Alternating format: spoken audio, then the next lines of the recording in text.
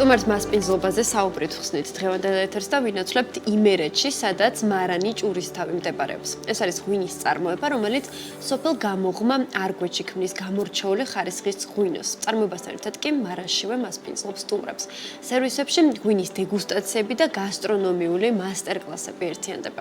მარანში ეთნომუზეუმიც არის მოწყობილი 2 საუკუნოვანი ნივთების გამოფენით. ეს ყოფილი არ არის სიახლეები, მათ შორის განვითარების თანდემი ნაწილია, რა სიახლეებზე საუბარს ამას უკვე მარიამ ხარშილაძესთან, ჭურისთავის დამფუძნებელთან ერთად მიმოვიხილავთ, რომელიც პირდაპირ ეთერში გვერდდება იმერეთიდან. მოგესალმებით, მარიამ, მადლობა თქვენი დროისთვის. მარიამ, საუბარი მინდა დავიწყოთ ზოგადად იდეის გაჩენიდან. საიდან გაჩნდა იდეა, როდის დაიწყო პირველად მარანმა ოპერირება და მათ შორის აი სტუმრების გამასპინძლება, გულისხმობ მასტერკლასებს და დეგუსტაციებს. მივესალმებით, მადლობა მოწვევისთვის. მივესალმებით თქვენს მაყურებელს. რაც შეეხება ჩვენი მარანი ჭურისთავი, როგორც აღნიშნეთ, იმერეთში მდებარეობს და ძირითადად იმერული გარემოა ჩვენს ჭურისთავზე. ეს იდეა მოვიდა იქედან, რომ ეს წინაპრებისგან უпростоრად და ყოველთვის წლების განმავლობაში და ჩვენი სიძველეები რო გვაქვს, ჩვენი წინაპრების დიდი დამსახურება 2 საუკუნის და უფრო მეტი დროის მეტ ადრე მიმდინარეობდა ჩვენ ოჯახში ღვინის წარმოება. და მეც ცოტა მოგვიანებით, მაგრამ გადავწყვიტე, რომ ეს გამეგრძელებია და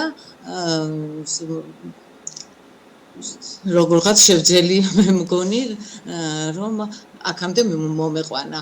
ძირითადად ჩვენ 4 სახეობის ღვინოს ვაწარმოებთ და ადგილობრივი ჯიშებისას და ხო, სად იყიდება ეს ღვინოები?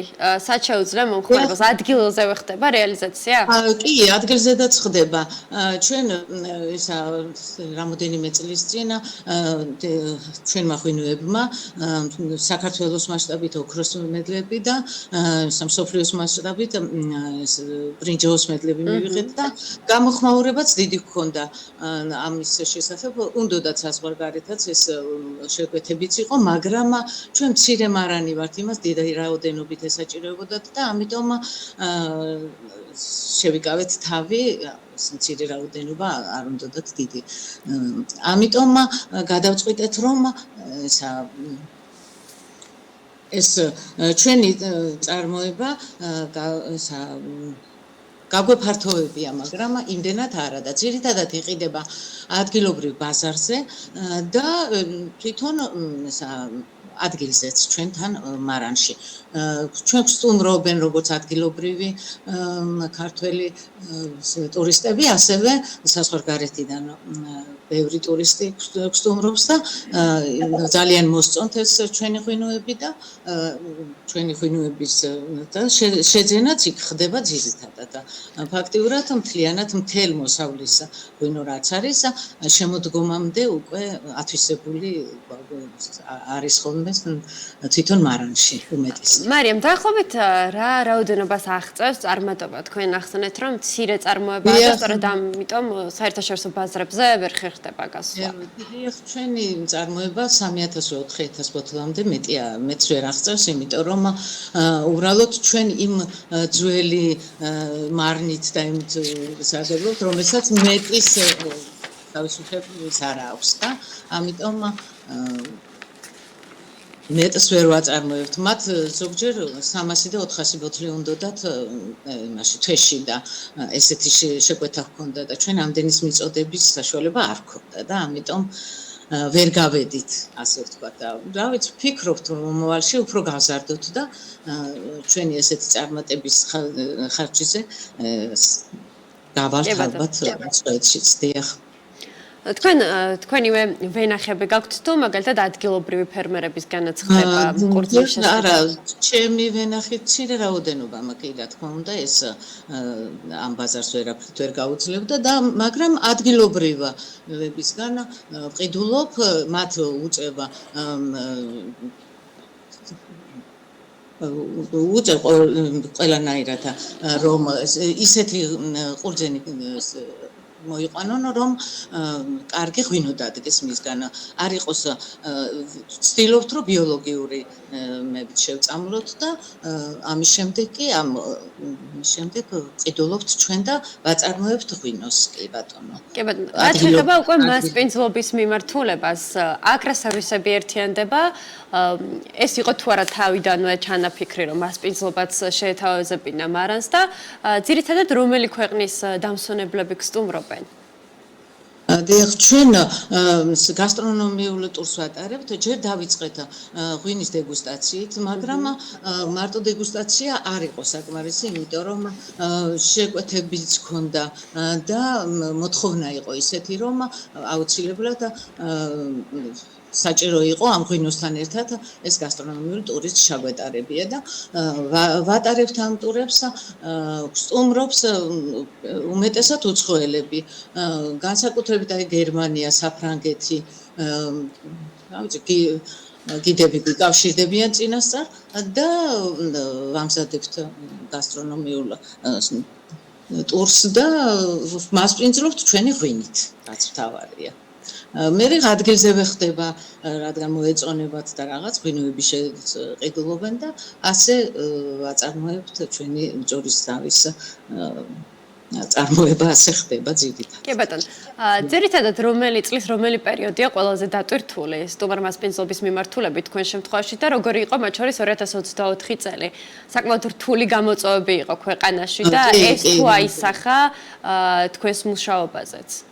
რა არის იცით ახლა მუშაობაზე იმდენად არა ძირითადად ვსტუმრობენ ზაფხული და შემოდგომა გაზაფხულზედაც მაგრამ უმეტესად ზაფხულში და შემოდგომაზე 2024 წელი 23 წელი უფრო ნაყოფიერ და უფრო მეტი ტურიზმი იყო და მეტი ღვინოც გაიყიდა მაგრამ 2024-ში და წავდა კი საკმაოდ, მაგრამ შედარებით ნაკლები ვიდრე 23-ში.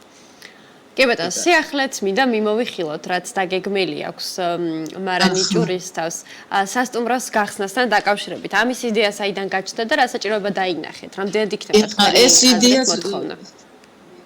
ეს იდეა გაჩნდა იმით, რომ როდესაც ადამიანი ფაქტიურად ქეიფობს ჩვენთან და რაღაც, მე უკვე დარჩენაც უნდა, მე კითხულობდნენ, რომ ახლომახლოს ხო არ არის რამე სასტუმრო რაღაც და ისეთი არ იყო და ამიტომ მიდიოდნენ ჭკარა და ჩვენც გადავწყვიტეთ, რომ ეს ცირედი მაინც საოჯახო სასტუმრო გავაკეთოთ. თითქმის ვამთავრებთ, რა ვიცი, წელს გვინდა რომ პრეზენტაციაც მოვახდინოთ და ბევრი არა, ასე 12-15 კაცის ეს არის სასტუმრო იქნება, თითეული ისე მსველი წერტილებით აღჭურვილი და ყველანაირი პრებას მინდა რომ შეუქმნა, დამსვენებელი იქნება თუ ერთი დღით ჩამომსვლელი. ამიტომ გავაკეთეთ ეს სასტუმრო, ვაკეთებთ უბრალოდ და გვინდა მალე გავხსნათ. ნუ რაც შეიძლება მალე დავაკმაყოფილოთ ჩვენი მომხმარებლის სურვილი. მოესწრება ამ სეზონზე, ზაფხულის სეზონს გულისხმობ სასტუმროს გახსნა. ზაფხულის სეზონზე ვერ მოეწყობა, რაღაც ცოტა ოჯახური სიტუაცია ჰქონდა მძიმე და ვერ არ ამგონია იქნებ შემოდგომა. თუმცა შემდგომი ხო, სეზონისთვის უკვე მზად იქნება. რა არის ის ინვესტიცია, რასაც ახორციელებთ ახალი პროექტისთვის სასტუმროს ნაწილში? ვერ გავიგეთ. ინვესტიცია, საინვესტიციო ღირებულება ამ პროექტზე დაახლოებით რა მოცულობებს? ეს არის ხო. ამას დიდი ხანი არა, მაგრამ რაც ეს გვაქვს ერთი 2-3 წელია ვაწყობთ და საკუთარი ხარჯებით ისევ სხვა ისეთი ჯერჯერობით არა გვაქვს და ნახოთ. კი ბატონო, გამოწვევებზეც მინდა კითხოთ ბოლოს, რა არის ის სირთულეები, რასაც აწყდებით ხოლმე საქმიანობის პროცესში? თუ გახსენდებათ რაიმე ესეთი გამოწვევები, რაც რეგიონში, იმერეთის ჭრილში ახლა არის და სტუმარ მასპინძლობის მიმართულებას უქმნის გარკვეულ პრობლემას? არანაირ მას არ ვაწყდებით, გარდა იმისა, რომ გაჩნია ტურისტი თუ იქნება, აი ეს არის. სხვა არანაირად, იმიტომ რომ ამას ყველაფერს ჩვენი ხარჯებით, ჩვენი ყველანაირი ბიუჯეტით ვაკეთებთ ამას და ისე რომ დიდად არ ვართ დამოკიდებული. კი ბატონო. ასე. მარიამ, ძალიან დიდი მადლობა თქვენი დროისთვის, გადაცემაში ჩართულობისთვის. წარმატებები უკვე ზაფხულის სეზონზე, გაზაფხულის სეზონზე, რომელიც დარწმუნებული ვარ, აქტიური იქნება და შემდგომ უკვე ახალი პროექტის ნაწილშიც. მადლობა კიდევ ერთხელ თქვენ ჩართულობისთვის. უღრმესი მადლობა თქვენც და ვიწევ ყველას, ვისაც სიძველე უყვარს, კარგი ღვინის დაგემოვნება და ჩვენთან გამოხმარკვეთში მარანჭურის თავში. აუცილებლად. მადლობა კიდევ ერთხელ მარიამ ხარშილაძე ჭურის თავის დამფუძნებელი გსტუმრობდა გადაცემაში.